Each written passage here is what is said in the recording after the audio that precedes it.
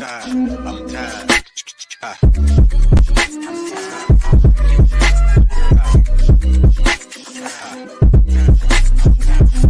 Late Morning Program with Namarasa podcast.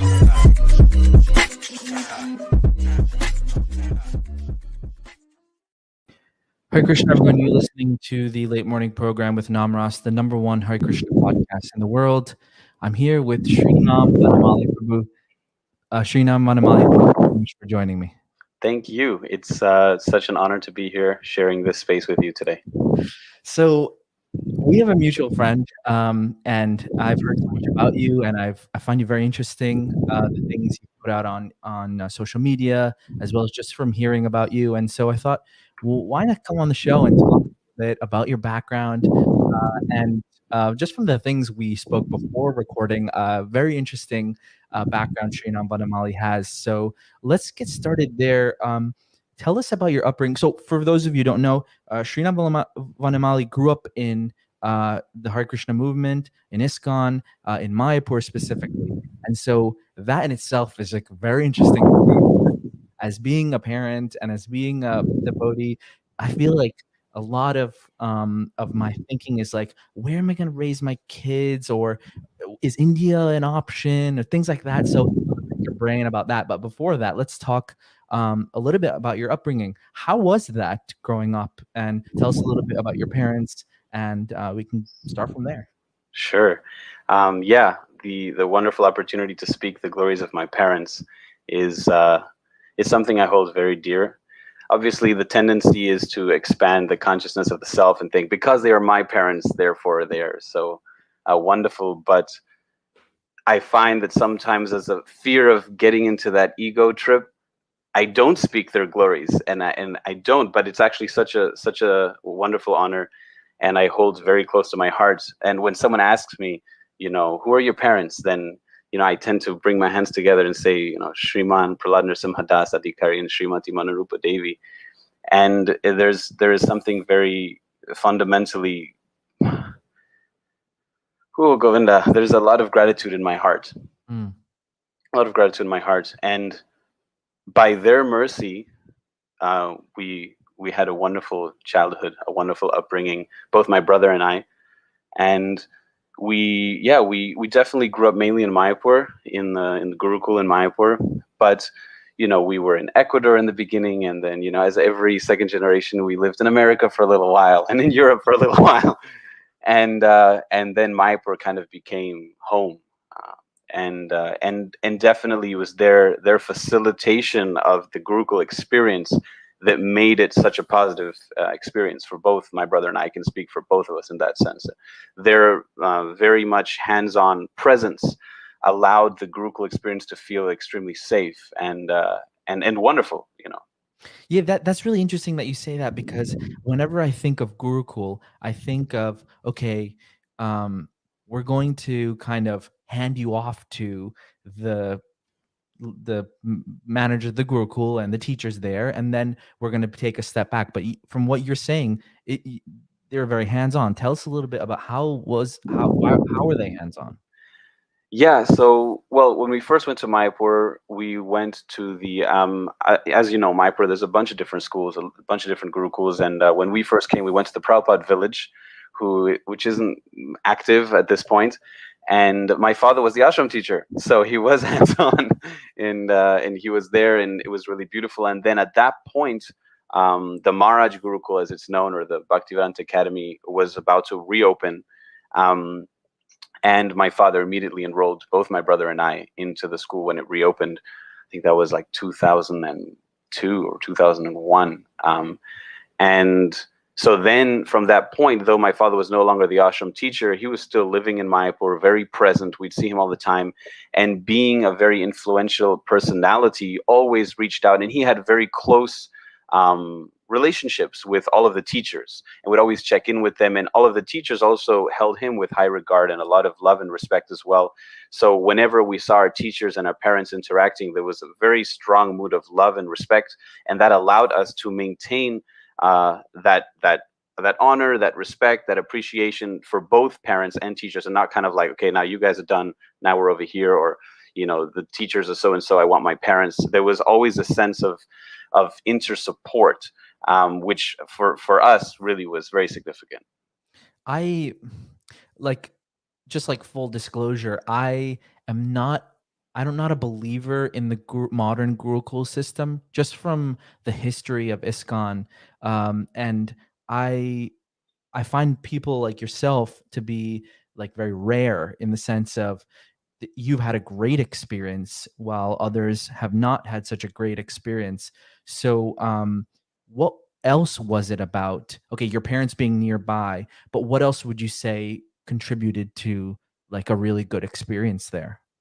I think that there's a bunch of different factors, and obviously, we know that that Gurukul, the Maharaj Gurukul in particular, was closed for a while and definitely went through a period of restructure internally, having been um, a space where not the most positive experiences have manifested. Naturally, the desire was to rebrand, recreate, reprogram, and come forward with something that would be more sustainable and actually serve an ultimate benefit for the community. So I feel that the fact that we came in just at that point, everyone was ultra sensitive on trying to make this really something wonderful.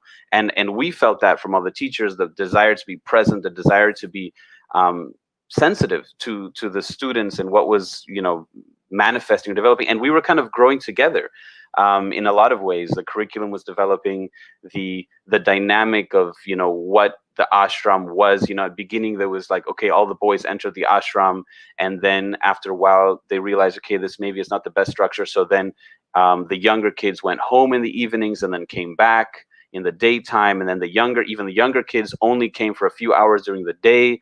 And there was a lot of shifting and trying to find this balance between being in the ashram and maintaining that support of the parents. And to this day, I mean, right now my brother is involved in the management of the Gurukul, very much so. He's one of the headmasters of the school now, and we talk on the phone at least once a week. And he was just telling me about how they just made a major change as far as the schedule of the kids. I mean, we were waking up at 2:15 every morning, and they just shifted from that time to closer to Mangalarti time, so that the children get a little bit more sleep, a little bit more rest. And also because they wanted, this is really beautiful, and I'm sure it was not just him, I'm sure there's other devotees involved to have this revelation or desire for change, but he was definitely one of the personalities that made this happen. Is this shift where we want these children to come out of Gurukul and be able to click into any ISKCON temple in the world. If you're accustomed to waking up at 2 o'clock in the morning and then doing sadhana and then doing puja and then going to the temple for a quick darshan and coming back to prepare for yajna, etc., it sounds like a very wonderful circumstance, but how is that going to plug you in when you leave the Gurukul? Like, how are you going to fit in? Where are you going to fit in? So then they shifted it to, let's wake up right before Mangalarti, let's send the kids to the full morning program, and then carry on with their different trainings, Brahminical activities. That way, when they leave the school, it's the most natural thing to go to Mangalarti and be there for the whole morning program and feel part of that community. And like, when he said this to me, I was like, why weren't we doing this? But sometimes it takes a little while to restructure. But the beautiful thing is, to this day, they're still adjusting, still adapting. And I think that's one of the great successes of that school in particular. Sure. Are you still in touch with some of your peers, like from like years and years of being together, living together, serving together? Yeah, I would definitely say yes. Obviously, when we first entered, there was only 6 of us, so that group, all of them, I would say most of them I'm in touch with as often as I can. And for those that I haven't been able to be in touch, you're asking me this now makes me want to reach out to them and say, hey, it's been too long. How are you? Right. But I think that, yeah, I was just coming back to one more factor with the previous question, because I feel it's obviously a very sensitive topic, is the consciousness, right? The awareness of both the parent. Obviously, at that point, there was constant, meetings. So CPT is going to come to the school and speak, and there's going to be this, workshop and things. So there was a lot of protection manifesting from different fronts, and that was very significant.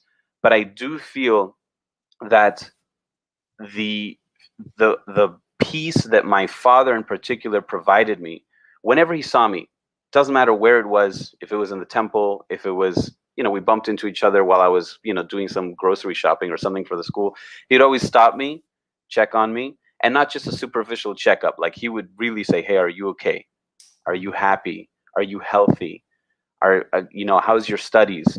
Are you happy with your experience?" And a few times he would even go to the point of saying, "If you want to change, if you want to go somewhere else, just say it. You want to go to a different school? Let's go. You want to go and study something else? You want to become a." At one point, I said I want to be a pilot. I remember this. I was like, you know what? I actually would really like to be a pilot. He's like, okay, but to be a pilot, you have to get your high school diploma. Then you got to do this. He's like, is that what you want to do? And I was like, yeah, I think it'd be really cool to be a pilot for Krishna. I think I was like 12 or 13, Right. He said, okay, but I need you to think about this and we're going to do this. If you do this, it's a big shift. Wow. So I started thinking about it. He said, why don't we, instead of making a big shift, there was a vacation coming up. And he's like, we could, expose you to what that kind of lifestyle would be, go into some simulators or something so you can experience that before you make a shift. So yeah, I remember we had a vacation and we went to Thailand, and then he bought this huge screen and he got like really, really expensive flight simulator. It was like a video game, but it was more than a video game. It was like something you could actually, like, you're controlling the rudders and every single thing. And he's like, this is what this life would be. And obviously talking about, we were looking at documentaries and stuff. He was trying to expose me to this. Right. And I remember just sitting there being so blown away, like, you're gonna let, and then realizing, like, I'm not gonna be a pilot, but just looking at him and being like, you were gonna let me do this. What a great father. Wow. Fathers are amazing. Yes. So in awe Yes. of fathers, actually. And Just that hearing you say that. And they keep raising the bar, right? And then you're looking at yourself as a father now and being like, oh boy, thanks for that now.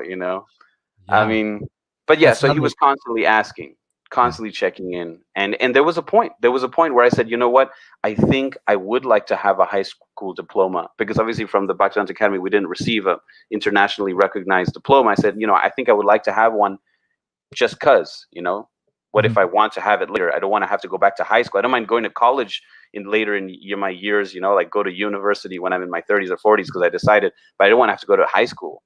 So I said, maybe I want to have that. I think it didn't last a week from when I told him this and told him that I'd made my decision, that I'd really thought about it. He expressed to the teachers that I have this desire. And inside of a week, everyone was peaceful. The teachers were happy. My relationship with the students didn't get affected. And I shifted to the SMIS, to the SMIS. Right. And I was there for a while. And then I ended up going back to the Gurukul, and because I was missing my friends and everything, and it shifted back, realized I wasn't, ready for that yet. And then I ended up going out again, just near the end of my studies, because at that point, I was already going to the Polish tour. I was already very connected with my Guru Maharaj and service to him. And I wanted to go and study performing arts. I wanted to become a qualified director and screenwriter, and so I found a really awesome university for that. And I was like, okay, I want to do that. So then I asked forgiveness again from my teachers, said sorry. And they were very supportive. And I shifted again. And then I completed high school, got my diploma with the SMIS. Wow. Yeah.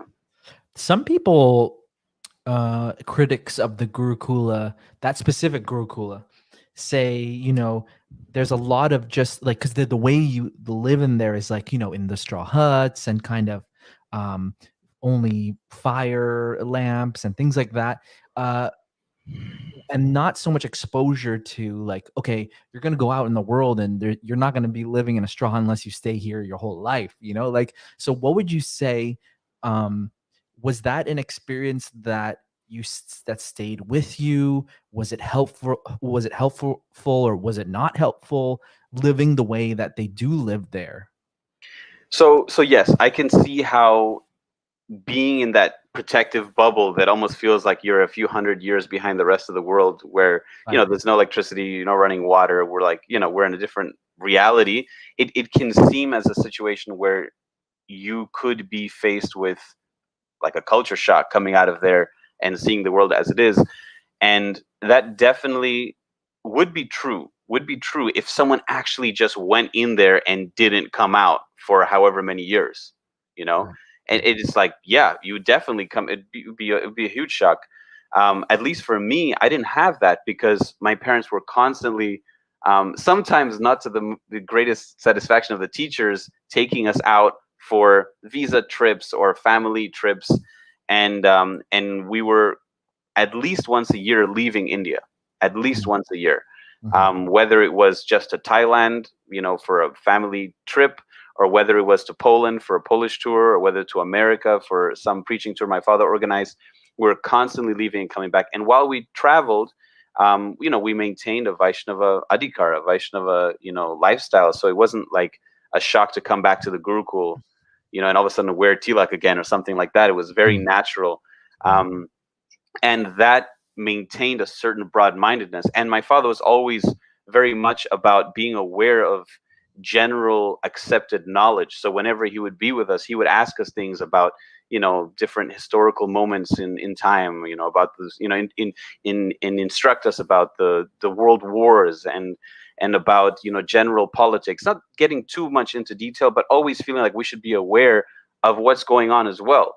And then as a result, I feel that both my brother and I had a strong support system consciously to be able to make that shift into the outside world. But as far as the positive, so yeah, there may be a little bit of a challenge to make that consciousness shift.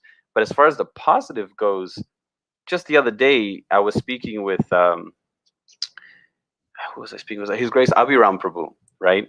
And wonderful devotee. I've had the good fortune to somehow develop a sweet relationship with him. And he was telling me about Prabhupada's vision of living off the land, and he was telling me some really sweet memories of some of the last days in Vrindavan where Srila Prabhupada wanted to go back to America. And he said, my mission is unfinished, and he shared a very intimate moment where he was with Prabhupada and he asked Srila Prabhupada, and he said, so what is this unfinished aspect of your mission? What is it that you feel needs to be done? What are you going to do to go back to America now? And he said that Srila Prabhupada said, I'm going to go to Gita Nagari, or he said Sharanagati, I can't remember. I think it was Gita Nagari. I'm going to sit down and I'm going to teach you how to live off of the land. And that was just so beautiful. And I definitely have a very strong attachment and attraction to living off the land and living the simple living, And I was sharing this with him, and he said, for some people, it seems so far-fetched, like, oh yeah, living off the land is this romantic idea, but can you really do it? But for me, it's like, yes, I can do it. I've done it. I've lived without electricity. I've lived without running water. We grow most of our own food in the back field. We cooked with cow dung patties. For me to shift back to that would be so simple. Like if something were to happen in the world, things were to get kind of complicated and our life were to shift, it would be so natural for me and to be able to guide my family into this mode of life, collect firewood, with the clay, make your little stove and cook and live simply and happily ever after, So are there still some things that you do now still, I mean, you're living now in America, but are there still things that you do from that time that you learned in Gurukul that you're using to this day?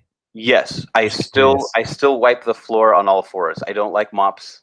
I think mops are, I just don't get the point. Like your arm can reach there and it's much more of a physical exercise. Just dip it in the bucket, wring it out and just wipe the floor. It's a better job. And if I could find shorthand brooms, I would probably use those as well. Right. I feel like there's too much distance. I still cannot sleep on a high bed. I don't feel comfortable. I like to be as close to the ground as possible. So with my wife, we found a compromise. Like 1 foot off the ground is about as high as I can go.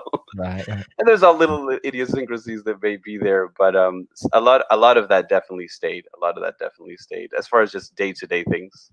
I feel like, I mean, I would love to live in that's like such a mode of goodness atmosphere, and to live as a family in that, it's like very powerful. Just the way then you're raised, like the way you were raised in that mode of goodness, like it affects you later on in life as well. Just from whatever you interact with, you're kind of always looking back. I mean, that shapes you, right, in a way.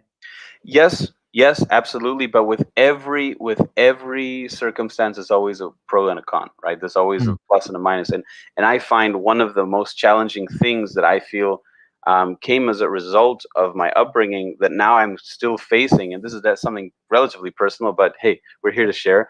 Right. And that is that I find myself too attached to a sattvic environment. Oh. So if it's not a sattvic environment, I feel like I can't function, right? If the we're in a hotel room and the floors are carpeted and the beds are like 2.5 meters off the ground, and the shower and the bathroom is in the same space, and there's all these little things, I feel like, how can I unpack my deities and do puja here? Like, this is just unacceptable, and then I tell myself that I'm actually doing the right thing by not worshiping my deities in this environment, Mm. And I remember this one time I had this this idea, and I was getting really staunch in it. And then I was literally sitting down on one of those plush sofas that they always have in these hotel rooms and trying to see some pictures of Vrindavan or something. I just felt disconnected. And I found a picture of, I think it was, I can't remember who it was. I think it was Bhakti Vishwambar Madhava Maharaj. And he's sitting in an airport with the trolley of his suitcases pulled up in front of him. And then on top of his trolley of his suitcase, he has a chutter, and then he has his shalagrams in a tray, and he's bathing them on a layover somewhere. And that was just, yes, that's actually the consciousness to expand. And I feel that that's one of the things that this might even be on your list of questions, but one of the things that when I graduated or I completed my training in Mayapur, and then I started, moving on to get married and visualizing what I wanted to offer to my children, I remember having this discussion with my wife, like, yes, Mayapur is an absolutely wonderful place to grow up. There's no doubt about it. And if you have parents that are able to keep you from becoming completely secluded to that bubble and keep your minds open to the reality of the world around you, even better. But what if you could manifest a bubble of Mayapur anywhere you are? What if you could go somewhere and manifest the Dham? And this may seem very arrogant. Like, how can you manifest the Dham? But the idea is that you want the Dham to be so ingrained in your heart that wherever you go, you try look for the Dham, right? You look for these upadhis, you look for these moments where the Dham manifests, because even in Mayapur, if you live there for long enough, you have to look for Mayapur to see it. You lose it. It just becomes a normal thing, right? Yeah. And then that beauty of constantly digging, constantly looking for the Dham, to manifest that in other spaces, as we've seen, Shivaram Swami, is a wonderful Vrindavan Dham is manifest there. Govindaswamy in Kazakhstan, or if you've ever been there, Sri Vrindavan Dham, beautiful, smaller, but just as wonderful. And, so many different wonderful projects. These great devotees have expanded acres of land into the Dham, and so many devotees have been able to take refuge.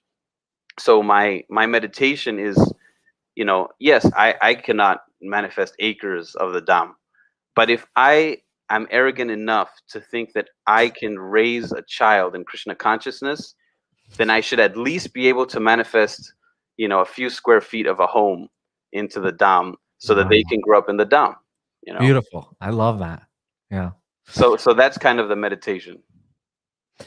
Someone thinking along the same lines, someone thinking to move to Mayapur, but they feel like, okay, in some ways, like you said, it's a bubble. Like you get lost, like living. I don't even see the how that's bad if you like to stay there and not move out and go do other things. So it's not necessarily a bad thing, but in 2022, what would you say to someone thinking of moving to Mayapur? I mean, it's a lot different from 2002. It's like the big temples there. There's probably going to be a lot of tourism coming very soon. Already, it's like a huge city metropolis, you could say. All kinds of devotees, all kinds of people. What would you say to that? Like, if someone wanted to move there? That's a massive question. Like, what would I say to them, in the sense that they're moving there, how would I prepare them for that? Or they're considering whether they should move in that direction or not? Yes, the latter, because Okay. you're from there and you grew up there, you know? Mm. So would you recommend it? Yeah, I guess is the question. And maybe why aren't you there right now? Okay. That's what they Yeah. would say. Like, okay, yeah, right, you can recommend it, but why aren't you there? You know? Yeah. I mean, I could not possibly not recommend going to the Dom. Like that would be Right. a surreg, I think. But to say that it is in the best interest of your family at this point would really depend on every individual, every single family, their nucleus, their financial structure, their economic, structure, and then their what do you say, family dynamic as well. The ages of their children is a big factor as well. So at this point, it's changed so much from the small, town that I remember. And it's wonderful to see that was, Nityananda Prabhu's vision, right? Bhaktivinoda Thakur's, that's what's going to happen.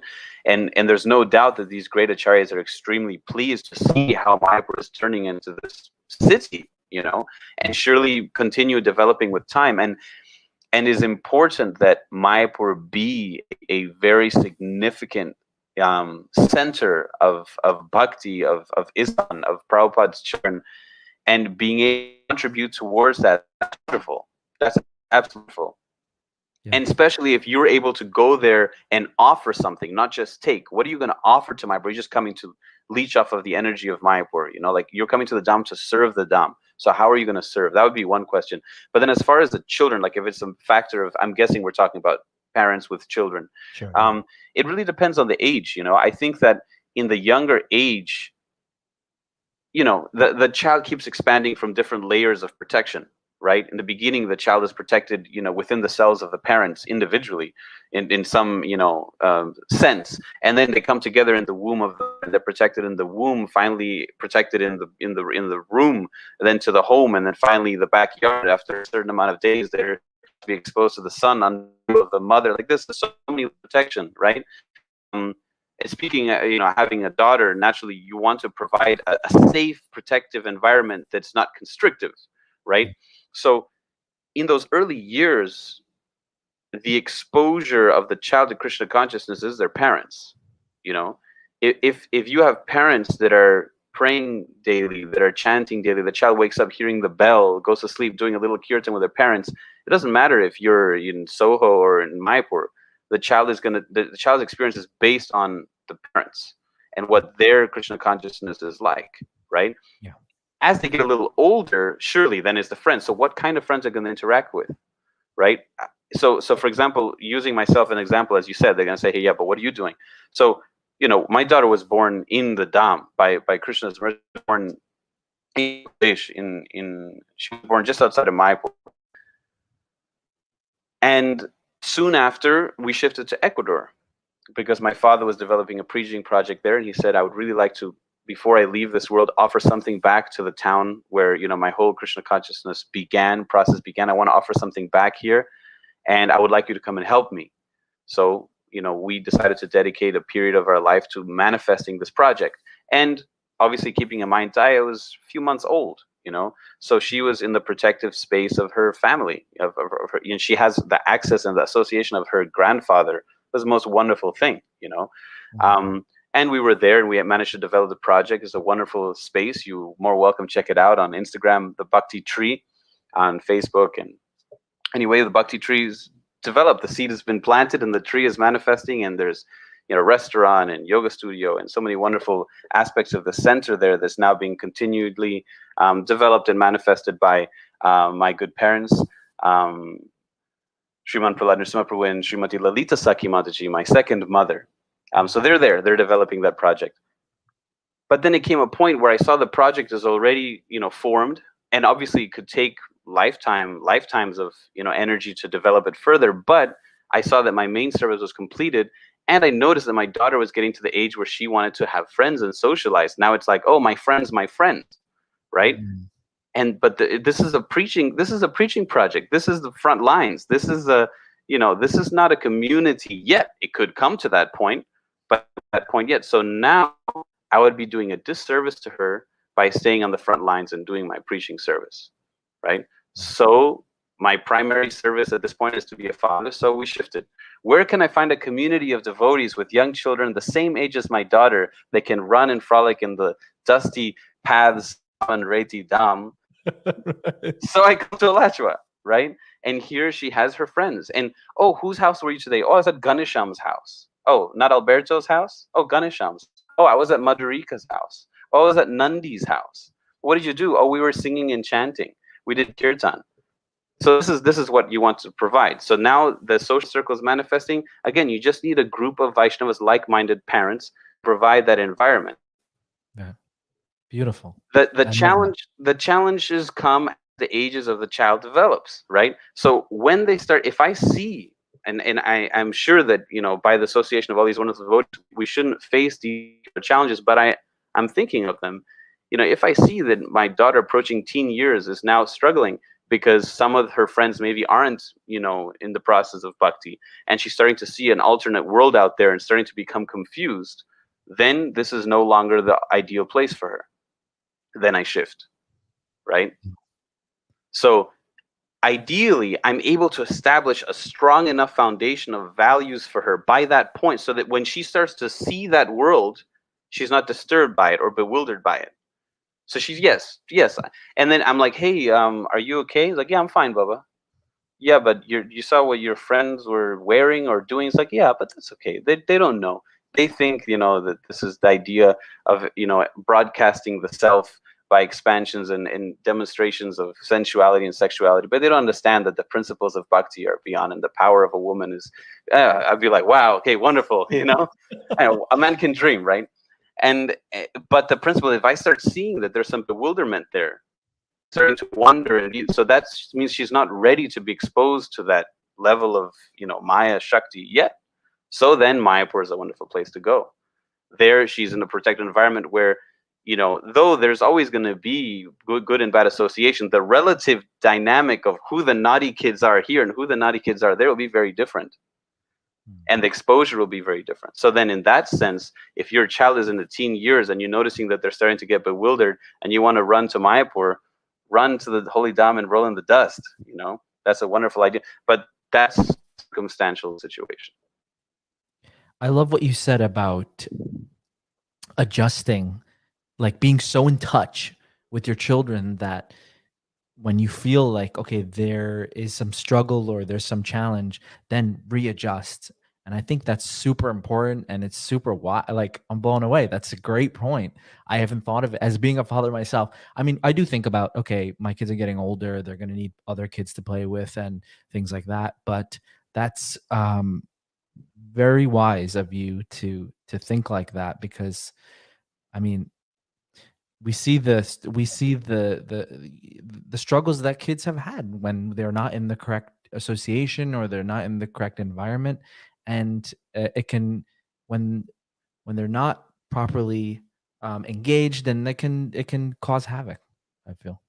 Right. And being aware that just because one situation may be ideal now does not mean it'll be ideal tomorrow, right? Yes. Because they're going through so many layers of change and development and awareness. So this may be the ideal situation now, and so long as it is, we stick to it. But then we have to be ready and humble enough to say, you know what? Now it's not ideal. Now we should shift. And I think that a certain faith in Krishna has to be there, because there's always, you know, maybe you're living in a certain place and you're able to maintain yourself financially, but then thinking of going somewhere else for your children, that may bring up another challenge of, okay, maybe I don't have work there, or maybe I you know, what's my living situation going to be? So I guess having faith in Krishna, that, okay, these kids have their own karma that they're bringing with them. You have your own karma that you're bringing with you, and you know, it's going to work out, I guess, if you have faith that Krishna will maintain you and you're trying to do the best you can for your family and the best interests of your family. There's definitely wonderful truth to what you're saying, and the fact of the matter is, though Mayapur is developing into this wonderful city, the economic structure hasn't been established yet. So to actually financially maintain your family in Mayapur and live the quality life that you would want to offer them, it's not sustainable at this point. It's not. So you have to be bringing Lakshmi in from outside somehow. Otherwise, you can't actually. It's not inside of Mayapur. So there are challenges like that. But then again, it's not all white and black. It's not necessarily you have to move to Mayapur. Go to Mayapur for a summer. Send your family there for a little while so that they can. Sometimes just going there and seeing the sheer magnitude of ISKCON and the sheer magnitude of youth dancing and singing and playing mridanga and doing all these different wonderful activities, and that the fun is going to the Ganga, and like we grew up having a wonderful childhood. And yeah, when we got to the teen years, actually after I left the Gurukul, girls existed, and that's a whole thing you got to figure out. But still, when we went to like hang out, what a kirtan program and eat prasadam. And yeah, while eating, there's a little eye contact here and there. That's your wow. That was we went out to the town. So let them experience that you can have that full experience of teenagehood or whatever it is you need to figure out within Krishna consciousness, because Mayapur is so huge. You get to fit in there somewhere, and that doesn't necessarily have to be a shift of your entire family and selling everything you own. And no, you can go there for some time, expose your family to, if somehow to stay long, if not, plus with the visa thing, it's not so easy. Yeah. You're a tourist there or a student. Yeah. I hear when you speak, I hear a lot of respect for your parents, just from the very beginning. Was that taught to you in the Gurukul, or was that something that came naturally? I mean, I feel I also have a real respect for my parents, and I'm just trying to wrap my head around how. I mean, not that I want respect for, but I feel like that's a part of the culture. Like that's part of Vedic culture, is like really holding your parents in high regard. And so was that something that came naturally, just interacting with your parents, or was it something that was taught? It's definitely taught. I think that ultimately what is teaching is reminding, removing some kind of anartha to allow the soul to see, right? Ultimately teaching is there are personalities that have been, covered by different layers of conditioning, and that conditioning is removed, and then naturally it becomes very natural. Like Krishna consciousness becomes very natural. And part of Krishna consciousness, as you said, is the culture. So I would say it manifested naturally. It definitely taught, but I wouldn't say that consciousness of respect for the parents was taught by the Gurukul. Definitely kindled and developed by the Gurukul, but it was always my father teaching me to respect my mother, and my mother teaching me to respect my father. If I ever spoke back to my mom, my father would turn to fire. Like, how can you speak to her like that? And singing the glories of my mother constantly, never undermining her in front of me. He would never, though there were definitely instances where he would chastise her in front of me, he would always find the time to later come and explain why that was necessary. Like why he had to chastise her. And same with my mother. If she had to disagree with him with something, later she would always come back and explain. So this desire of each parent for the child to hold the other parent in high regard and love and respect. Would come and offer respects to my father in the morning, and she would take us with her and say, offer respects to your pita, offer respects. And same with fathers, like obeisances to your mother. So the constant sense of one guiding the proper training towards the other developed a beautiful arrangement and consciousness. Wonderful. Yeah, I love that a lot. Yeah, it makes for a great dynamic when they're not. I remember my father used to do that to me. He used to tell me every Saturday to go touch my mother's feet, and I was always wondering, like, but my mother didn't do it to the other way. But it definitely instills some type of respect, and yeah, that's really interesting. Let's talk a little bit about your mother. I know a number of years ago. How many years has it been now from her passing? Wow, Krishna, it's such a difficult question, because I, like, in the back of my mind, I know this number, right? But it never feels right. It's always like, no, but she's been gone for so long. Like, it always feels almost like remembering a different life. Like somehow it feels like it's been ages. So yeah, it's very difficult to feel that awareness of, okay, it's been 6 or 7 years now, right? It's the feeling of, when was the last time I had the good fortune to have her association? It feels like it's been very, very, very long time. Tell us a little bit about the events leading up to her passing. I know it was I remember online, there was a lot of information about, there was a lot of people doing kirtan. There was a very auspicious passing in Mayapur. And what were you feeling at the time? What was your situation at the time? I know I talked to my peers, and it's like one of the biggest fears of us devotees with devotee kids with devotee parents, that to have to experience the passing of a parent, because parents are it's so integral, so connected, such a big part of our lives. And I just want to hear a little bit from you about that. Yes, that that was definitely one of the most substantial experiences of my life. And definitely there is a very real fear of impending experience, because doesn't stop, and Krishna's for sure missing his dear devotees, and at some point he won't be able to tolerate that separation anymore, and we're going to have to experience the other side of that shift. Right. I mean, luckily for me and my brother, my father was very sensitive to the early stages of the cancer's manifestation, right? Mhm. So he had sat me down, and as far as I know, I believe he had a similar conversation with my brother, almost 2.5 years before my mother left. At this point, there was nothing malignant, there was nothing alarming.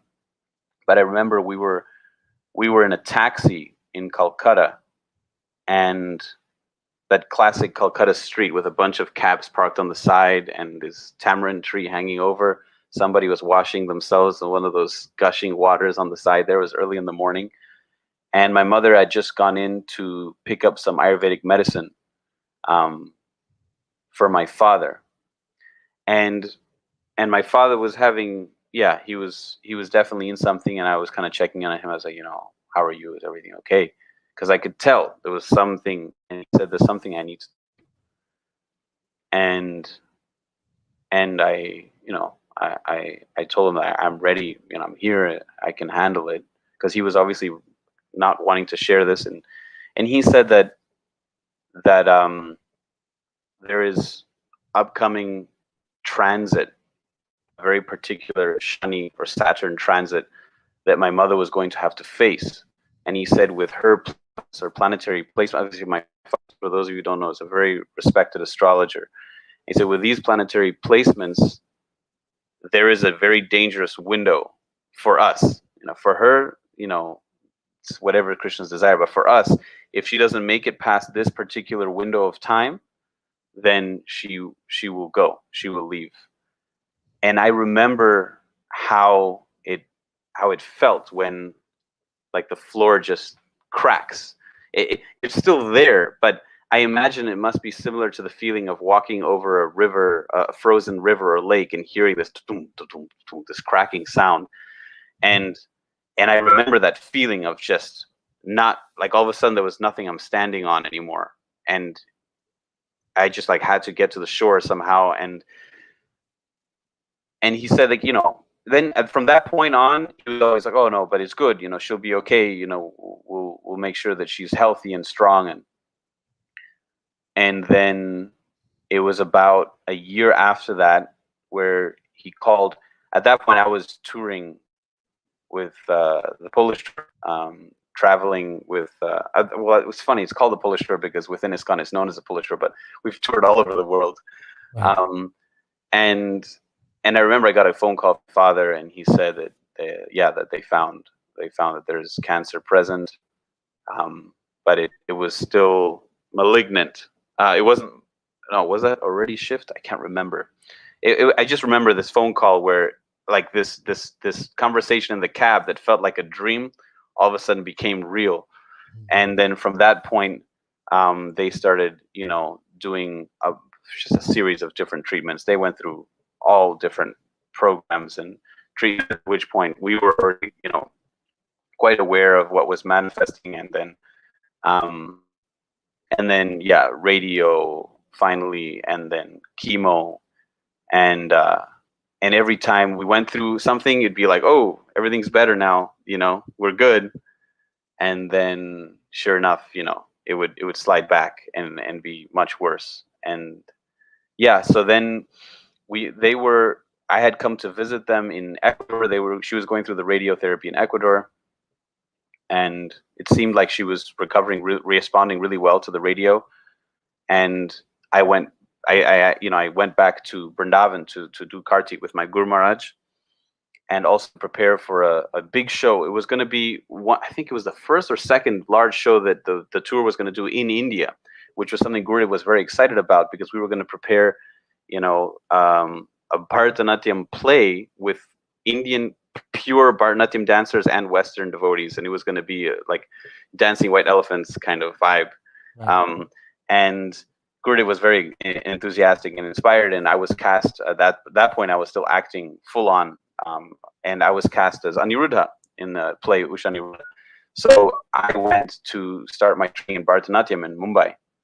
And as far as I knew, my mother was recovering, and I was, in Mumbai serving Gurudev, going daily for hours and hours of Bharatanatyam classes with a very wonderful and respected teacher, Vaibhara Arekar. And it was very nice. It was everything was okay. And then sure enough, my father called and he said, yeah, things swung back. And now we're coming to Mumbai to do another series of chemo. So then they came to Mumbai, and they went through the second, desperate attempt to kind of sort this out. By which point her lungs were already filling up with water, and they had to do a drainage.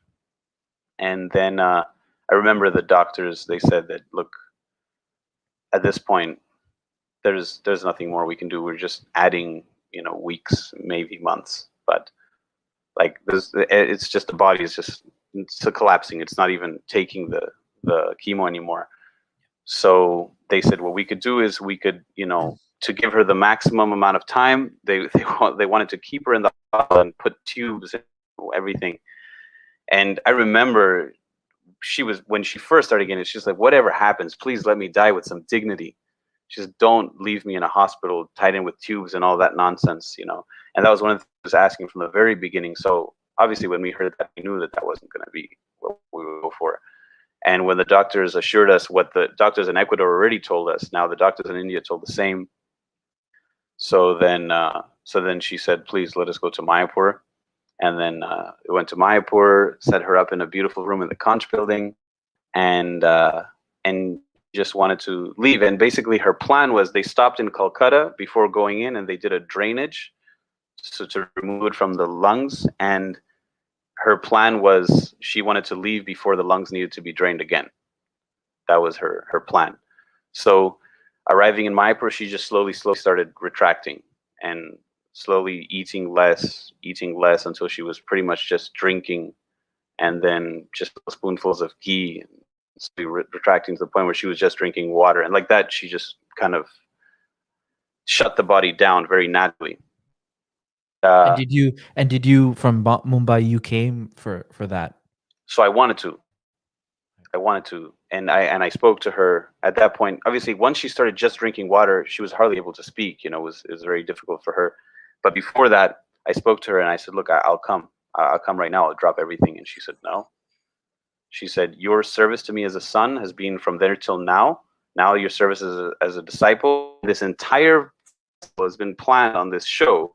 And posters everywhere. There's you as Aniruddha, and this, that's your service now. I'm not gonna allow this show and all these devotees and all this Lakshmi and all this project to be canceled just because you want to, be by my side, which I appreciate. Don't worry, your brother is here. That was her exact words. Don't worry, your brother is here to assist me. So he was lifting her, carrying her, everything. She said, I want you to stay in Mumbai. So I stayed. I stayed in Mumbai. And so she started retracting slowly. Obviously, there was kirtans, and this was just around Gurpurnim time. GBCs were in Mayapur, and all these wonderful devotees were there who would come and visit to read to her, and just receiving so much wonderful information.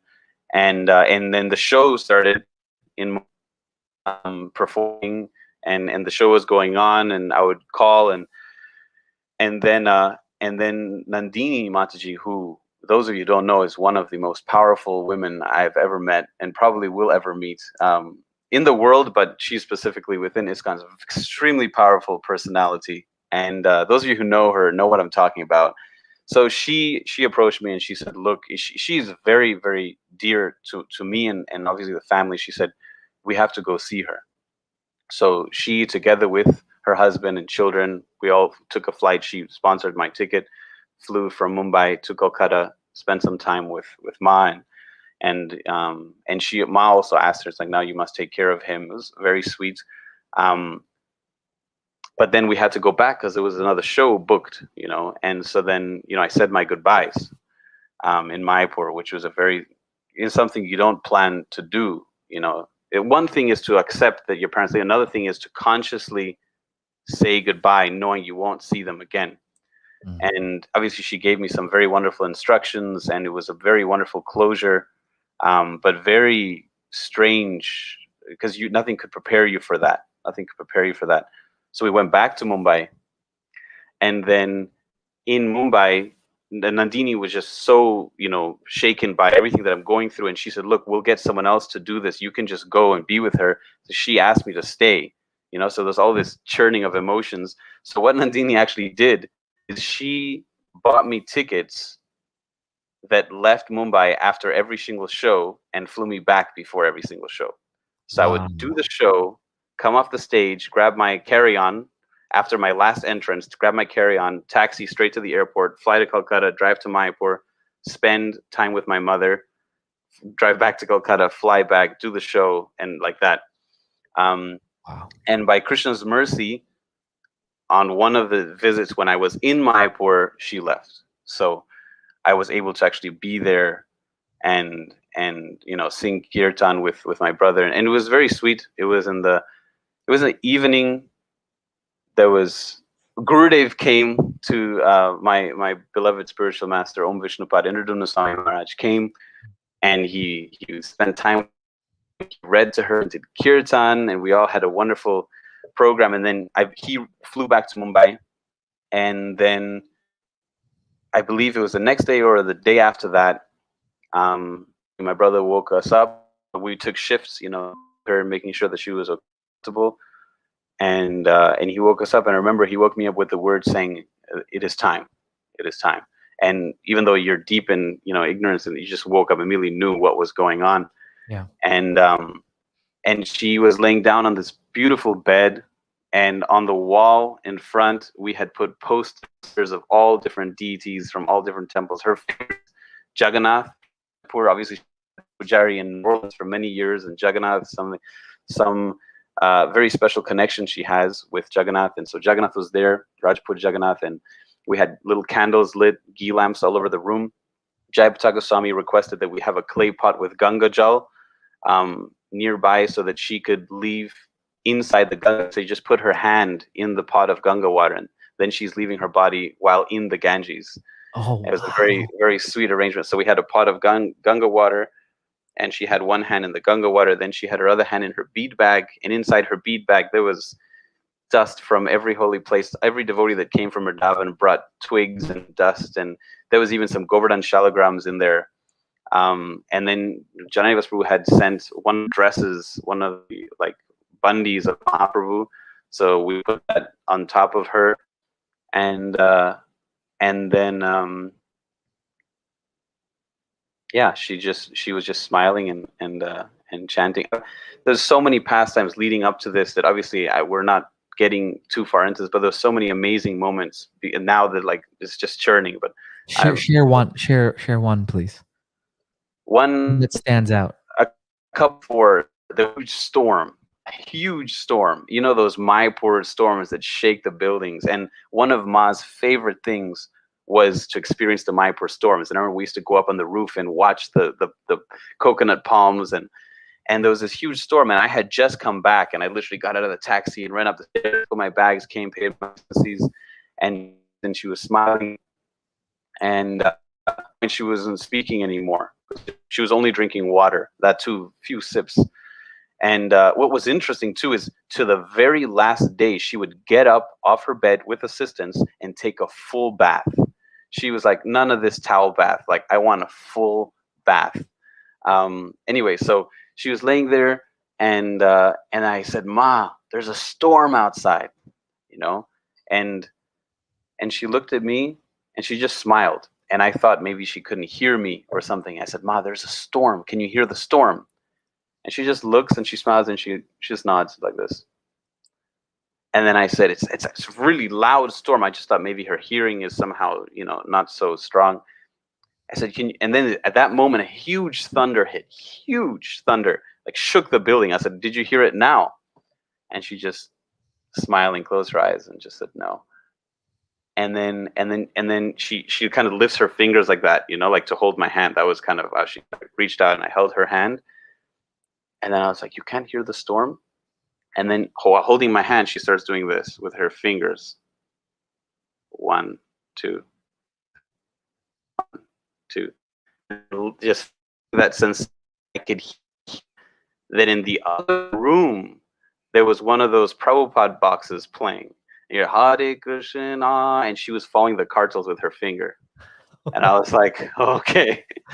And I realized that I came, from the journey so excited to see her and like, yeah, the storm, and she's completely focused on a different space. And I realized, well, I'm not here to try keep life interesting for her and share like storms and fun things. Like, she's somewhere else, and I don't need to come and try like I don't, what am I trying to do? Like, she's in a completely, and at that moment there was like some kind of like a disconnect, and like I stopped seeing her as my mother and started seeing her as this great devotee that's about to leave, and I disturb her, So from that moment, I didn't like speak to her directly again. I just kept a very humble attitude, because I came in like, yes, my mom, everyone, because there was devotees chanting japa, and I felt so stupid and so arrogant to come in like, "Hey, Ma, there's a storm," Right. and then I realized in a completely different space. And yeah, and that same space just kind of carried through all the way. And that morning, the kirtan, we sang kirtan, and she was just chanting, and obviously she had her hand in a bead bag, the lips were slightly moving, until my father just kind of leaned over, and my brother and I, this was so heavy because we looked at her and both are breaking, kind of realizing what's happening. So we shifted our bodies to not to look at the wall where the kirtan was. And my father also, who was kind of tending to her, also started choking up because it was very real what was happening. So he also just shifted. So there's this moment where the entire family was just looking at the deities, at this wall of wonderful personalities, and no one was like looking at each other. It was just a group of individuals serving Krishna. And that was the moment when she left. You cut out there a little bit. Why weren't you and your brother and your father looking at her? It was just too much. Right. It was too much. Like, she was completely peaceful. She wasn't like, looking at her eyes, she wasn't in any kind of discomfort. And this happened, this is another thing, like a few days before, when I came back, this is like last visit, I came and I saw her, and her body had really become so thin. It was so difficult for me to see her. So when I held her hand to greet her, I just broke down in almost like wails, and really trying to hold it together.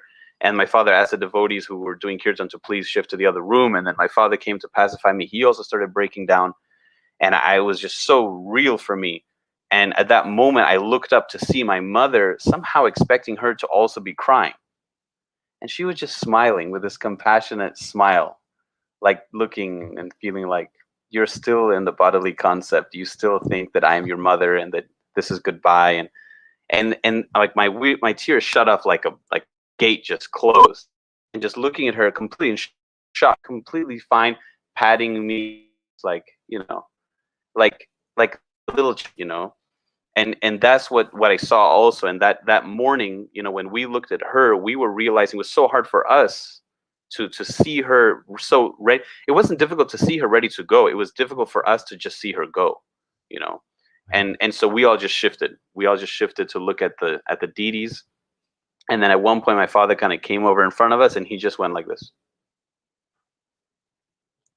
And so then we ended the kirtan. Anyway, then we had the wonderful ceremony of taking her to her body to the Ganga, and then we completed the rites. As the older son, I completed the rites, waited until the pyre completely burnt down, took the ashes, brought into the Ganges, and then still wet from the Ganges, I got in the taxi, drove to Mumbai for the show the next morning.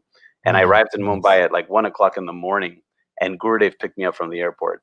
He personally came to pick me up, and his instruction to me was, "You should cry." He said, "Don't hold back." He said, "You should cry." And yeah, so then Gurudev has been my shelter before and afterwards. He was such a powerful figure for all of us to support through this.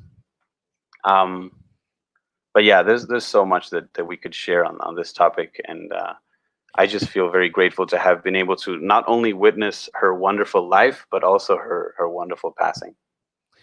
Wow. Amazing. I mean, is there ever can you ever be ready for I mean, actually, no, that's not a good question. You said when in the beginning, you feel like it was a whole nother life. What do you mean by that? Was it that it was a part of your life that kind of was put to a close and something new started, or what did you mean by that in the beginning when you said it feels like a long time ago? When I first started, because obviously I've been asked this question many times by friends or other personalities that also want to be able to absorb something from this experience, and I started using this statement of it's another life actually after I heard a wonderful devotee, Bhakti Bringa Govindaswamy. He, also by his mercy, he's very kind with me, and I was asking him about what it was like after Srila Prabhupada left, and he said everything changed. Yes, the movement continues and the service continues, and Prabhupada is present in every moment, in every deity, in every book, in every breath, but something changed. Like the world just got a little bit darker, and for me, I could immediately understand that because I had a experience, and it was like that she was my life.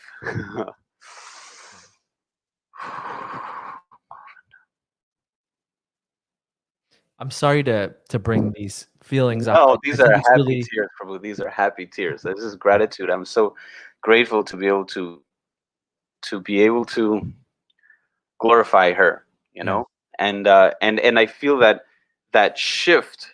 It's like night and day, and the mood continues, the service continues, the relationship continues, but it's just a little less bright.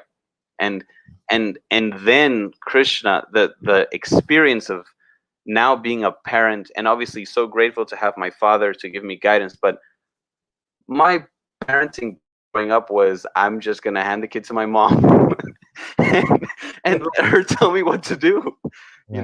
She has a earache, what do I do?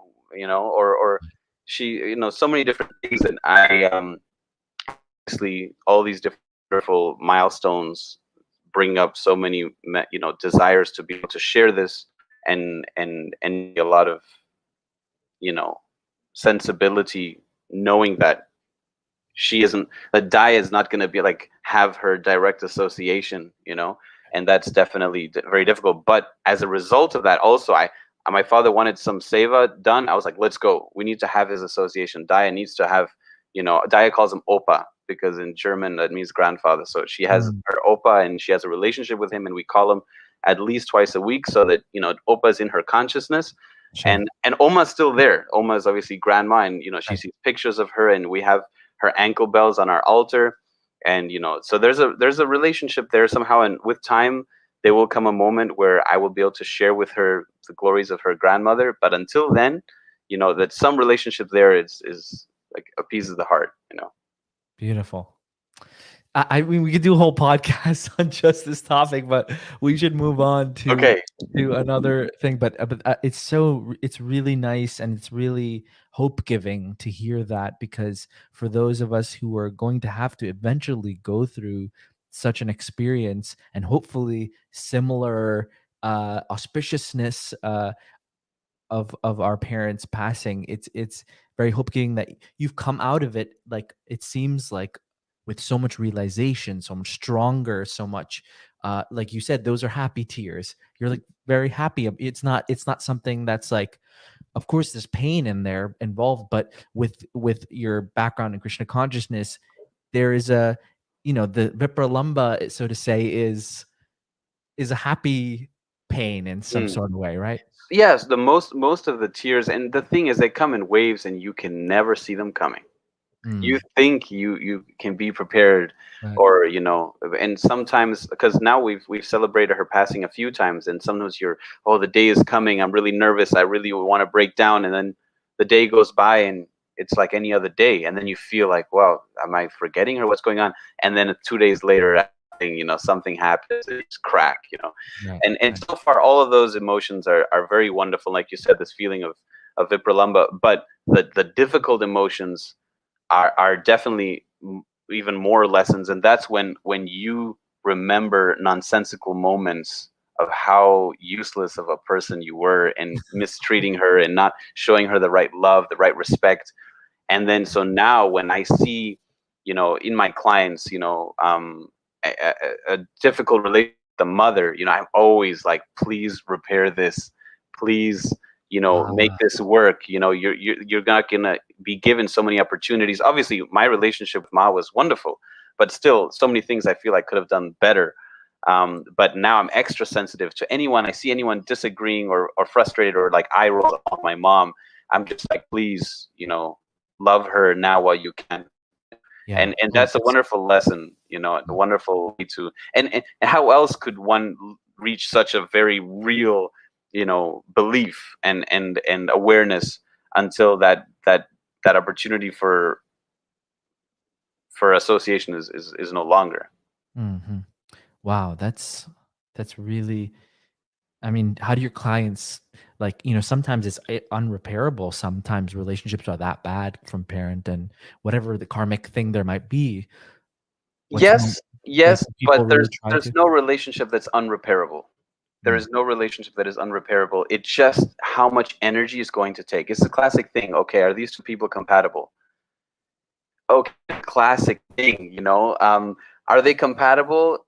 It equals they should get married, and not compatible equals they shouldn't. Like, no, it's not so white and black. The compatibility just defines how much work each individual is going to have to put into the relationship to make it work, right? If it's this is the other coast, there's an ocean in between, send a bridge across. Yes, I mean, isn't there like a bridge that goes all the way to Hawaii or something like that? Some crazy long bridge. Like, if there is a will, there is a way. The right. question is, how much energy do you want to be putting into maintaining your relationship? But any relationship is repairable. Maintainable is harder. Repairable is easy, because it's one large gesture of reparation, or a certain amount of time reparation. And then, so long as you don't damage it, you can just kind of leave it, and it'll still be repaired, especially if it's with a parent that you don't even interact with, but you haven't spoken to for God knows how long, because of some foolish thing that neither of you can even remember. Repair that relationship, put some energy into it, and then continue living your lives. And now, um, there's some peace of mind, and when the two of you interact, it can be sweet, and it doesn't have to be prolonged. You don't have to live in the same house again or something. You just live peacefully but separately, but now you've repaired this little thing that could easily be repaired. It's just, Yeah. is yeah, there's no such thing as a relationship that cannot be repaired. I don't believe that. I really like that. This is a great segue into what I want to talk about next. Although I love, hearing about your mother, and that was just a fantastic story about Jyotish, like how you got into it, and a little bit. I'll ask some more specific questions about it. But like, I know your father does it, so he taught you, and now you are kind of like have the torch and putting that forward. Yeah, yeah. I mean, we growing up with Pita, you know, I remember walking down the street and him just pointing out at some flowers and say, "What combination of planetary energies manifests a flower to look like that?"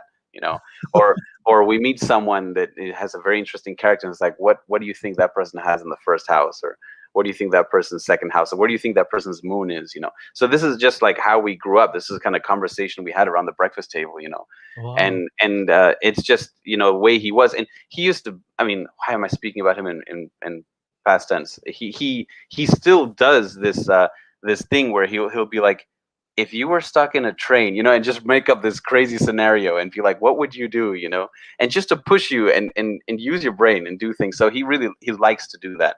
And so from a very young age, astrology was a very real thing.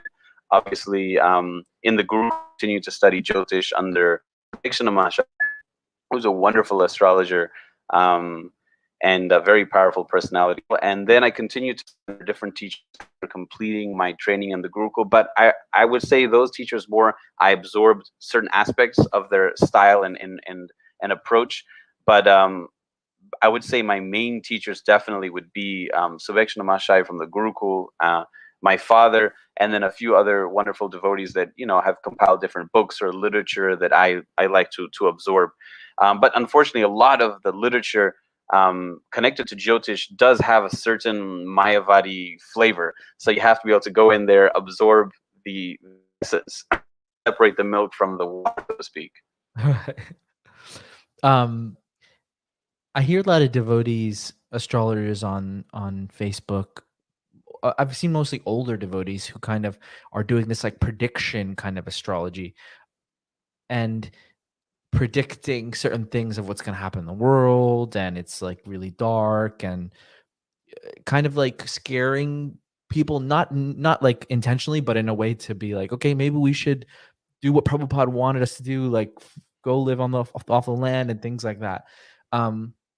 What is your viewpoint on that? Because in some ways I appreciate that, I do, but in some ways I do also, I'm like, is it necessary to kind of scare people Mm, into doing what, you know, a Prabhupada's telling us to do? Like there's other ways to like make that what's the word, like attractive. encourage people, Mm. attract them or encourage them to do that.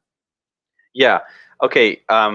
Before entering into this realm of conversation, I would just like to say that I'm speaking purely from my own, you know, tiny point of view, and I'm just a simple individual who has no knowledge of anything whatsoever. And these personalities might actually be doing this as a great service, and Right. they might actually have their vision, but limited perspective. That's I great. don't agree. I'll tag I don't along. I agree want with to tag that. along with that. I don't mean this as a No, no, as a I know, but you're the hot seat because I'm the one who's think about it now. I see. Yeah, so my approach to Joe is very much the awareness that the science itself is extremely broad, and the capacity and the ability of a qualified astrologer to deduce all kinds of wonderful details and information, both about past, present, and future, is there. It is possible. A qualified she can absorb so much from the stars and to translate that into whatever language an individual may be able to assimilate. That is a fact. Right. The question is, what should be transmitted, right? We understand that a Jyotishi should only transmit a small percentage, according to Parasara Muni, the father of Jyotish, a small percentage of what he or she sees, right? What is going to best benefit the native, the personality who is absorbing this chart, right? So one of the greatest disservices that I believe one can actually, and unfortunately happens all the time, is taking astrology from a very academic point of view, where it's like, this is what it says, right? So this is what I'm going to transmit, and you kind of cut out the sensitive aspect of this personality is literally whoever it is sitting across from me or next to me is waiting for me to give them some kind of information that is being transmitted from the stars, and they're going to take that and embrace it or hold on to it or or use it as a shield, or whatever they're going to do with that information. They have their own idea of what they want to do and how they're going to take what I say and make it work for them. So it's like, Swamis, they were so expert, propound Shastra in a cannot be changed, right? This description Jiva Goswami you could read it in any way and it would still say the same thing, because the nature is to take something and say, okay, how am I going to interpret this, right? We unfortunately see with the Bible, the Holy Bible, how much effect, how many different people's hands have been in there, that now the shift and the change, and there's so many different discrepancies and different books and different versions. Right? Obviously, over such a long period of time, for sure, many of those shifts were unintentional, or at least not consciously shifting, But the tendency is, you tell me something, how am I going to absorb that to work with what I want to see?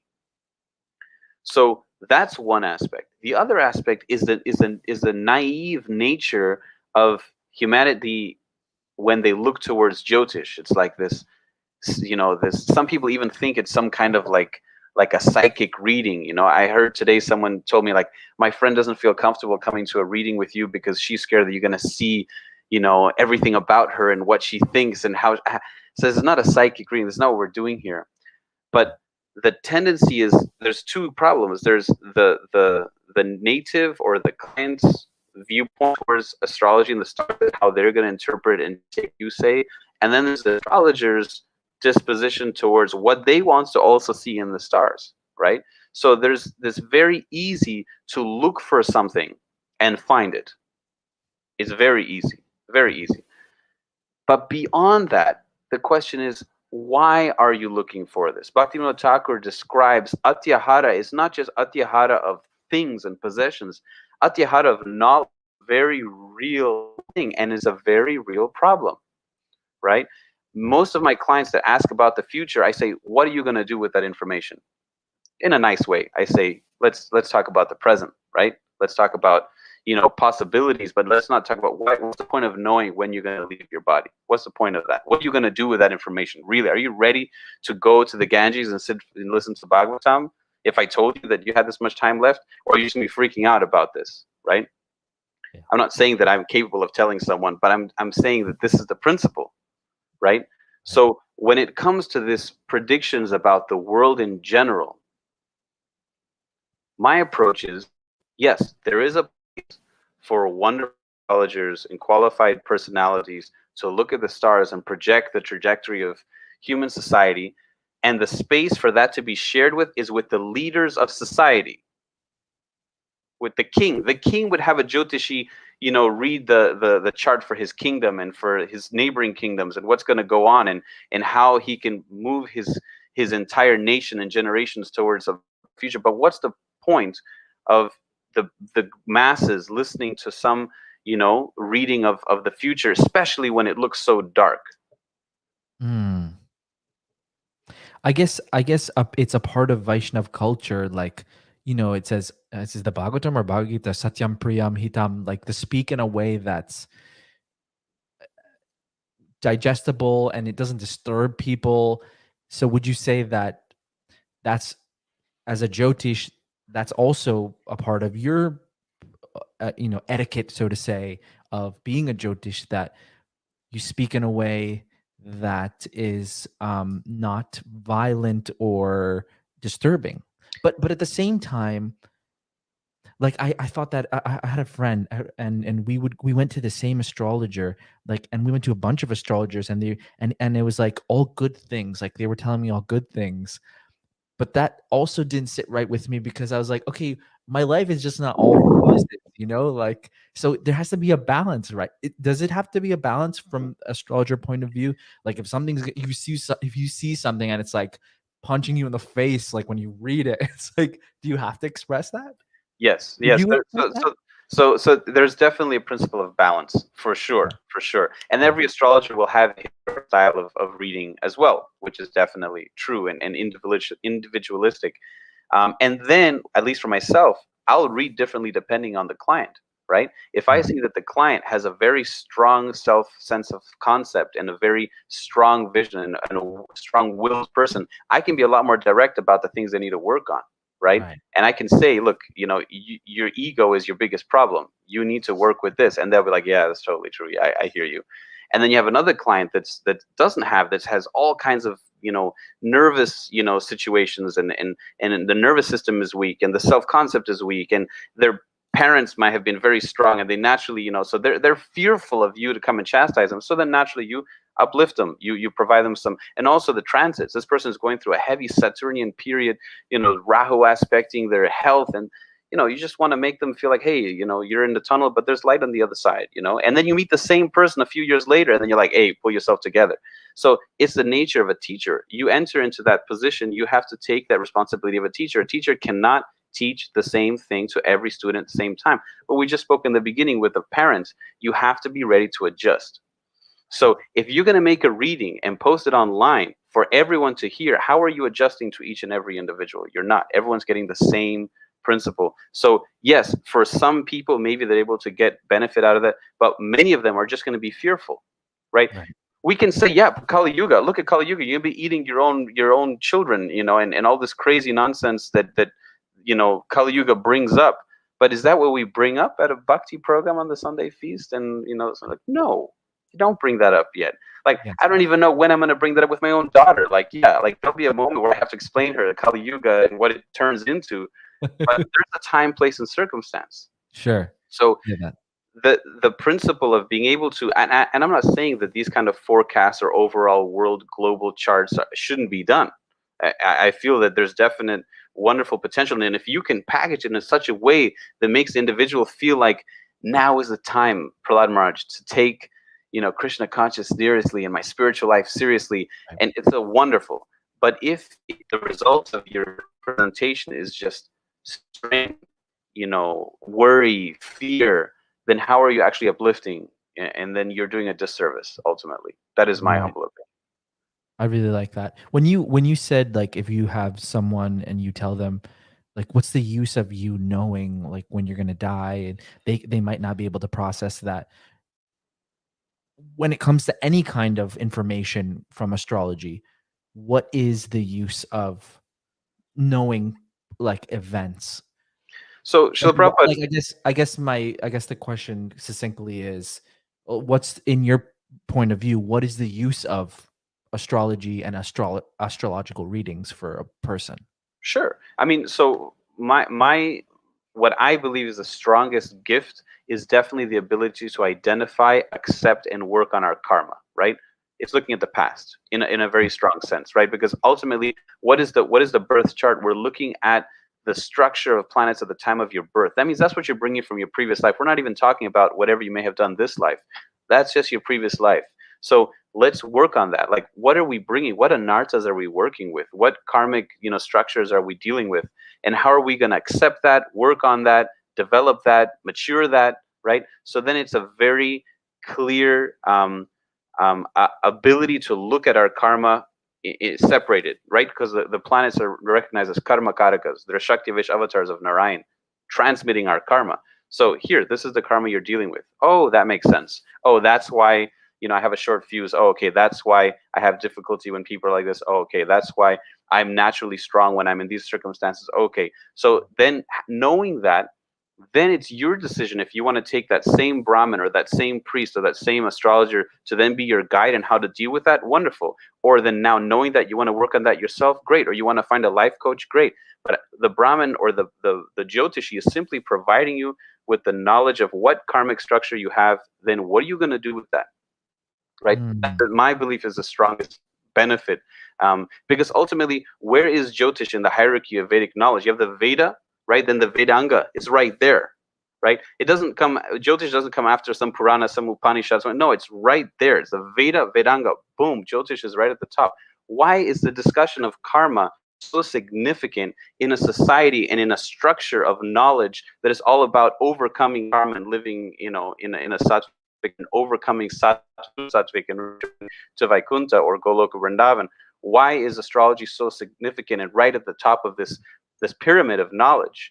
Why? Because the proper application of astrology allows us to understand how to best apply our nature, how to best apply our varna, how to best apply our and knowing those situations, how to maneuver, and even in the earlier stages of sadhana, how to structure a sadhana. Obviously, once sadhana is maturing, it overrides all these karmic, limitations. But in the early stages, you have someone that has Jupiter debilitated. They're not going to sit around and read. You tell them, yeah, read Bhagavatam every day. That's not going to work for them. Wow. Right? They have Mars exalted, Mars well placed. And so you say, learn how to play mridanga. Oh, really? That'll work for me? Yeah, your rhythm is great. Yeah, actually, you'll find myself tapping on things all the time. Learn mridanga, play in kirtan. All of a sudden, they're hearing the holy name. They identify as a kirtaniya. Maybe, there's some some anarthas manifest there, but that's something that the holy name can assist them to deal with. So yeah, there's so much that we can develop in our practice, understanding the this is specifically as a Vaishnava, right? We think, oh, astrology, karma doesn't apply, because once you practice devotional service, yeah, to the degree that you are surrendered, to that degree you overcome karma. Right. So karma is still very real for most of us. Yeah. I want to go back to what you said about reading Srimad Bhagavatam. But so that's really fascinating, because I feel that I do agree with that to an extent. But isn't it that it's a spiritual activity? Like we think of it as in black and white and one size fits all the time, don't we? Like when we think of Krishna conscious activities, chanting japa, reading Srimad Bhagavatam, like everyone should be doing that. Everyone can do that, and everyone, has that opportunity to do that. But I really found that interesting what you said, that someone who has a certain personality may not be able to sit like that and do that. So can you speak a little bit more about, on one side, okay, and this is in the context of devotees, on one side, okay, japa, kirtan, reading, and on the other side, your own body that you're in, and its limitations and influences by the planets, etc. Sure. I mean, thank you so much for bringing that up, because as soon as I said that, I felt like that has to be expanded upon, because otherwise it can No, it could be taken the easily wrong way. Yeah. No, I Yeah. see what you mean. Yeah. And how can one be so arrogant to say that reading the Bhagavatam won't work for an individual? And yes, that is a completely arrogant thing to say. However, it's so easy to commit aparad, as I most probably just did, right? I don't think I see but what you're saying, but but there's something to say about just, okay, even not even adding Bhagavatam, but just studying. Like there's a certain type of person that's able to. Exactly. So but what I meant to say, to clarify, is, if I told someone, you want to be a spiritual person, just sit down and read Bhagavatam. That's all you have to do. And this Bhagavatam is so powerful that if this person sincerely took that instruction and sat down every day and read the Bhagavatam, they would overcome everything. Right. But will they be able to sit down every day and read the Bhagavatam and feel fulfilled? I don't believe so. Because they will commit aparad. They will sit there in front of the Bhagavatam board. They will sit there, maybe have their phone out. Maybe they'll, try and absorb it, or, that sense of respect to literature. All of a sudden, it's sitting there on the bed, on the floor, asleep. Who knows, things might manifest. The principle is that the 5 devotional service are always going to be relevant. But how are you going to engage them? Someone is attracted to ritual. Wonderful. Worship the Bhagavatam. Get an incense, get a little lamp, get something really nice in Loy Bazaar, and do a beautiful arti to the Bhagavatam. And one day you will all of a sudden be inspired, like, well, maybe I should read that. And then you open it, and all of a sudden, as a result of that seva, you read the Bhagavatam, and then now all of a sudden the mercy manifests. Principle is, even if they never reached that point, they were able to worship the Bhagavatam with that incense and bell with all of their heart. They will be doing a better service to the Bhagavatam than sitting and forcing themselves, trying to cram, however many letters per day or whatever, so that I can finish the Bhagavatam in X amount of time. Yeah. So that's why Krishna consciousness is so broad. That's why there's so many areas of service. There's so many different devotees, so many different moods of service, even different rasas. Even Krishna himself has a variety of natures and beauties and dynamics, because every individual is slightly different, and that's what Krishna appreciates, right? That is what breaks us apart from the Mayavada consciousness. We're different. Now, that difference also affects our conditioning, and we have to purify that conditioning. We do not accept our conditioning as our uniqueness, and therefore I'm conditioned, and therefore I will do Krishna consciousness like this. If it's not in line with Guru, Sadhu, and Shastra, then it's some kind of deviation. But just within those brackets of Guru, Sadhu, Shastra, there's still such a broad rainbow of variety of services and moods of services as well, where you can have 100 devotees worshiping a shalagram, and their mood and service will be completely different, and each one can be perfect and complete, right? So then in those early stages, how they're going to worship will change, right? By the mercy of my wonderful spiritual master and parents and teachers, I'm very attracted to puja. I love puja, and reading different people's puja sadhanas. I have friends, I see new pictures. Oh, please send me your puja manual. Like, how are you doing puja? I'd love to know. Right? And everyone has these wonderful different approaches that fall under the same structure. But for one person, the mood is slightly different, and Krishna's appreciating all those differences. So understanding our conditioning and accepting that, knowing I do well in this kind of environment, so let me engage that in Krishna's service, that's just an intelligent approach to Vaidhi Sadhana Bhakti. Right? It just has to fall under the parameters of Guru, Sadhu, Shastra. Being honest about where you are and moving forward from where you are. I always hear this wonderful example, like when you go to the mall, when you look at the map of the different stores, you see store 101, 102, but the main thing is when it says you are here, right? When you understand where you are, then you can make progress to, okay, how do I get to, store 108 or 102, whatever it is. So I love that. It's important to understand our own conditionings. With devotees, do you ever get that? I mean, for me personally, like speaking from my own experience, like I was really into trying to see like what's gonna happen, or there's like some kind of like sort of sense gratification with like predictions and things like that. I'm sure you know so much about that, but now I think like, okay, well, whatever's gonna happen to me is gonna happen, and I kind of like I'm okay with it because I can always take shelter of Krishna or the devotees or things like that. Is that a healthy way to look at it? And what would you say to someone who came to you with that attitude? But obviously you're a Jyotish, so how can you help someone who has that mood? So I think it boils down to a similar nature of this, atyahara, this desire to know more than you need to know, right? This desire of like, oh, how is this going to pan out? And the principle is, Srila Prabhupada gave a wonderful, description when someone asked about Jyotish, for the exact circumstance. We said, if you hear this rain, then you take an umbrella, but your life goes on.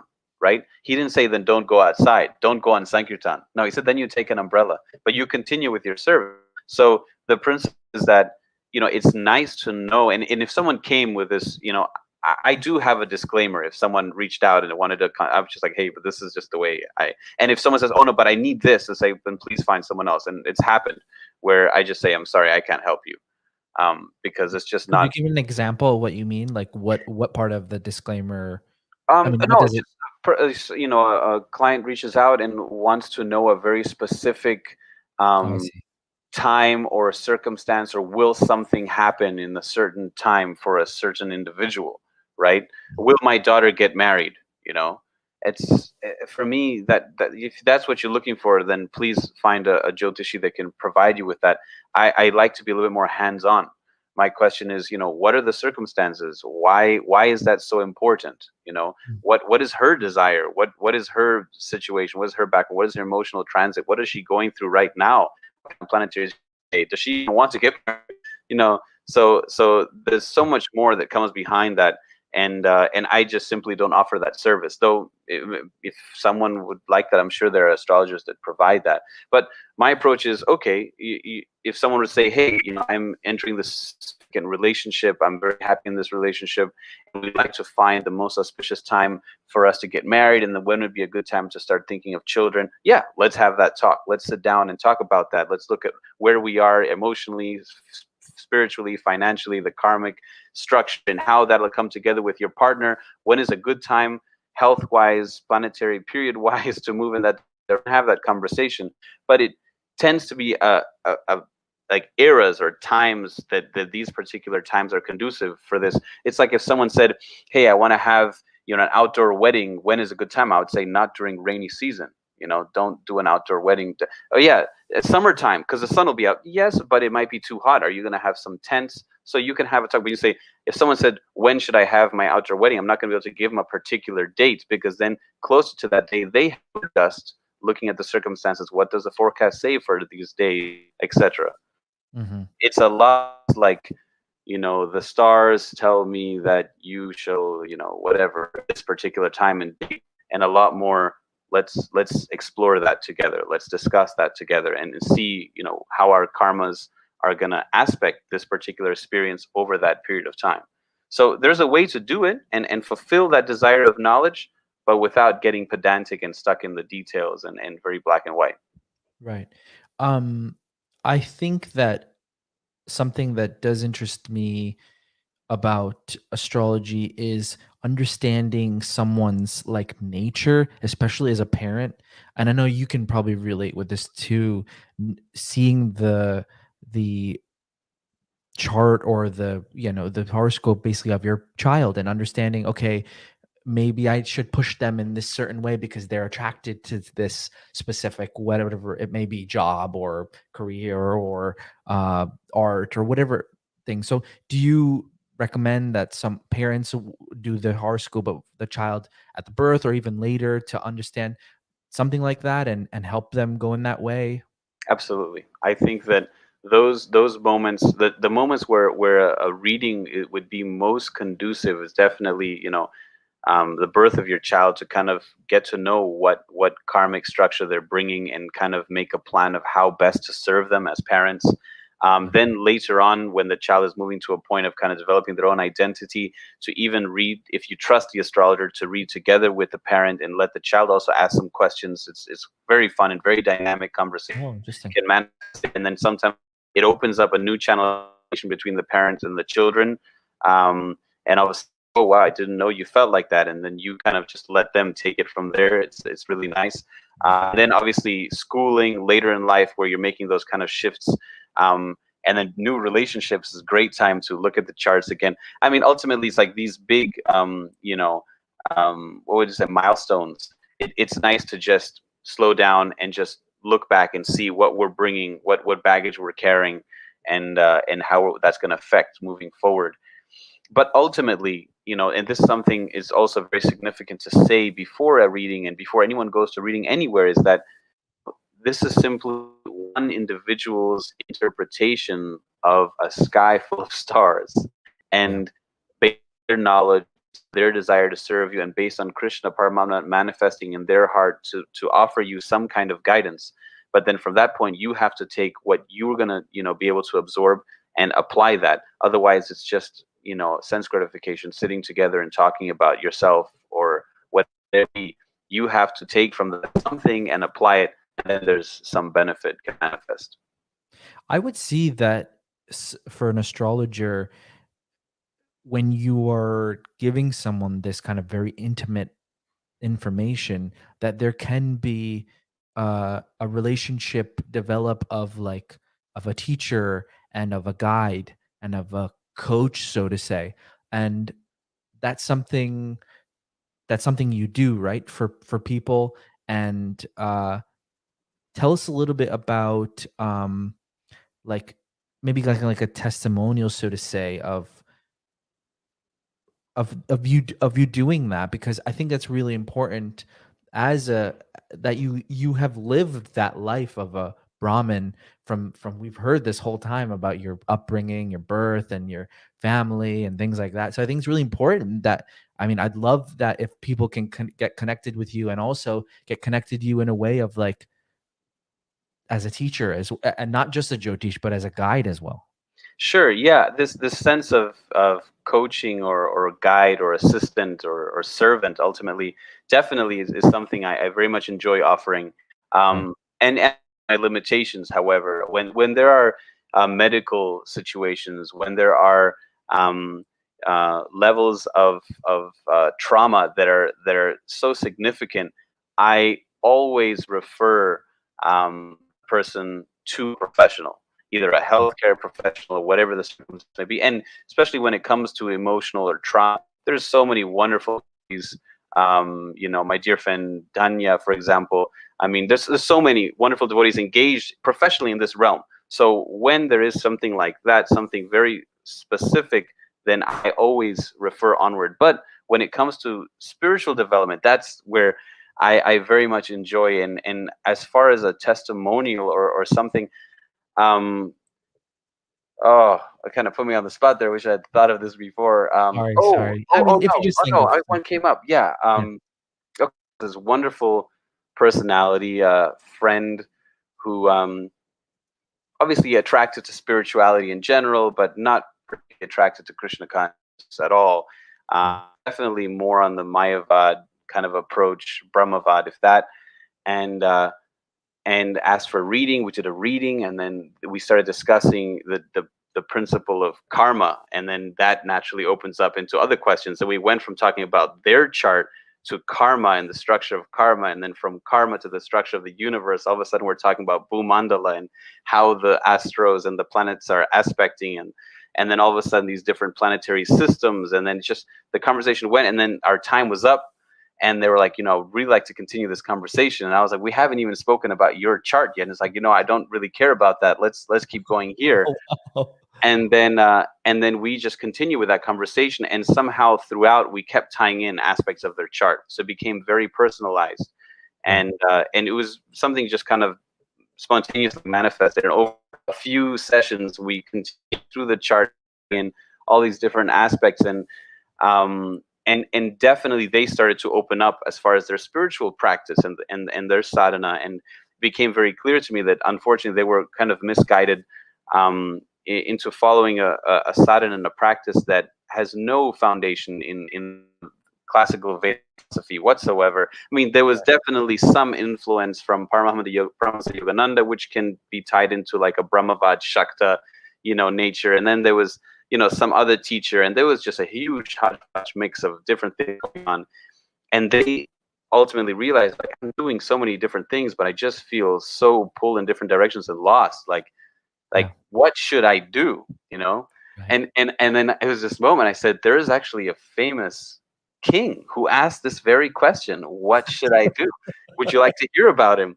I'm like, yeah, okay. So then we started talking about the Bhagavad Gita, and obviously there was an opening there for Bhagavad Gita and Bhagavatam, right? Because that king, what should I do? So we spoke about the Gita for a little while, and then I said, actually, we're preparing a play. We're preparing a theater. A great king who asked this question, what should I do at the moment of death? How should I die? How should I prepare for death? And she was like, wow, this is far out. I said, would you like to be a part of this play? We're actually preparing this play. And she wanted to be a part of the play. Due to many different things she had going on, she came to a couple of rehearsals, didn't end up being a part of the play, but she got tied into that. And she came, watched the play, blown away, and she heard all about the story of this. So we started talking about Parikshit Maharaj. And by this point, it was just a weekly class that we had. It went from the chart to a weekly class, and we would discuss Parikshit Maharaj. And then finally, very, very quickly, we got to the end of the Bhagavatam, and then, so then Takshaka came, and his life was complete. And she's like, and then what happened? Like, what about his family? I was like, interestingly enough, right before he left, he came and asked a question. She's like, wow, what did she ask? And we started the Brihad Bhagavatam Rita. Oh my gosh. So we're talking the whole pandemic. This was the whole pandemic, and then I find myself sitting with this wonderful individual sharing the Brihad Bhagavatam Rita. And there was this moment where she looks up at me and she says, so the gopis of Vrindavan are the greatest devotees. And I was like, yes, yes, exactly. You're killing it. Wow. And then she just sat back, and we both had like a silent moment. She said, she was just like, "Wow, like this is so substantial." I was like, "Yes, Krishna consciousness is absolutely substantial." So we And went from the chart to Gopi Leela. yeah, that was over 2 years of pandemic. Yeah, Wow. more, but yeah, it was a very wonderful and very natural and not forced. Like Yeah. Yeah. came from her desire to learn more, and I'm sure that over time, and that's like I said, at a certain point, life gets involved. She started getting busy, developed a new business. Our classes started kind of fading.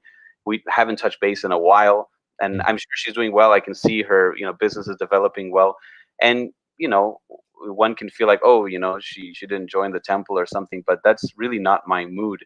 And at some point, years down the road, she'll click right back in, Yeah. and know kind of she has like this grounding, this sense of, it's like that kite, that can fly, but you that kite can fly because there's that string attaching, and that's what allows it to function. So my beloved spiritual master has a very similar mood. Like we're not trying to make devotees shave heads. It's just plant the seed of bhakti, and then that in fertile soil that blossom will blossom. It just takes some time, but you do what you can.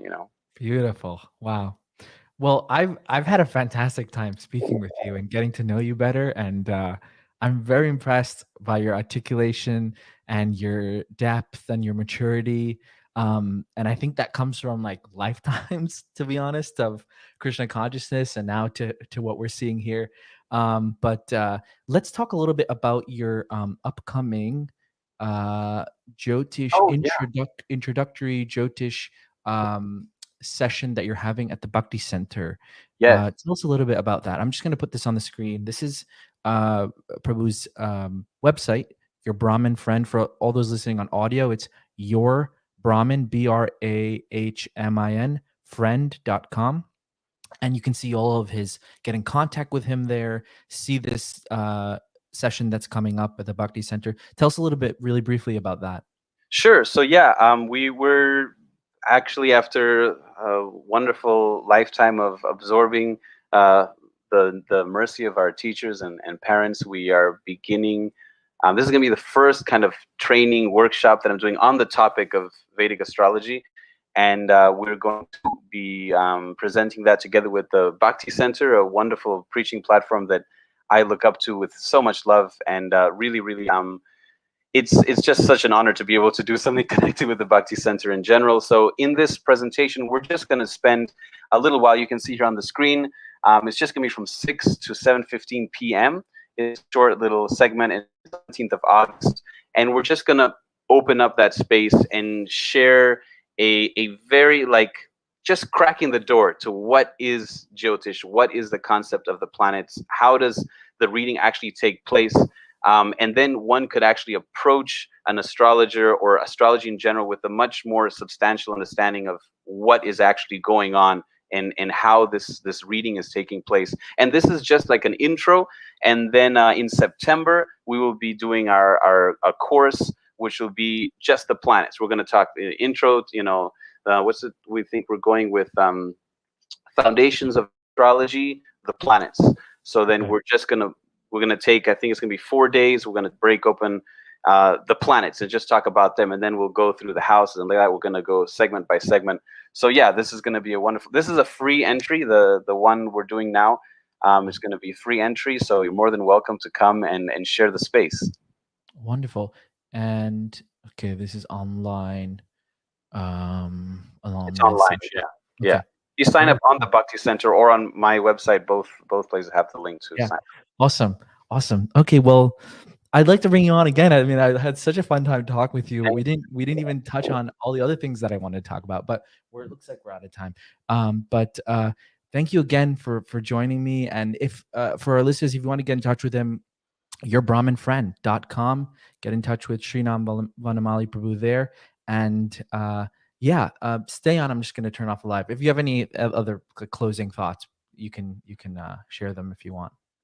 Thank you so much. It's just, again, it's so sweet. And I really appreciate the platform, the space that you've opened up. I've been watching your late morning programs for a while. I really love the title, Late Morning Program. I think it's so quippy.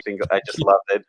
And yeah, I think that I'm just feeling very fortunate to have been able to share a little bit here and to have your association, and definitely looking forward to hearing feedback from my friends and other wonderful personalities that see the show and maybe put comments or whatever, and just to absorb more how better I can serve you all. So thank you so much. Thank you. Okay, Hare Krishna, everyone. Thanks for listening. Stay on, Srinam. Hare Krishna,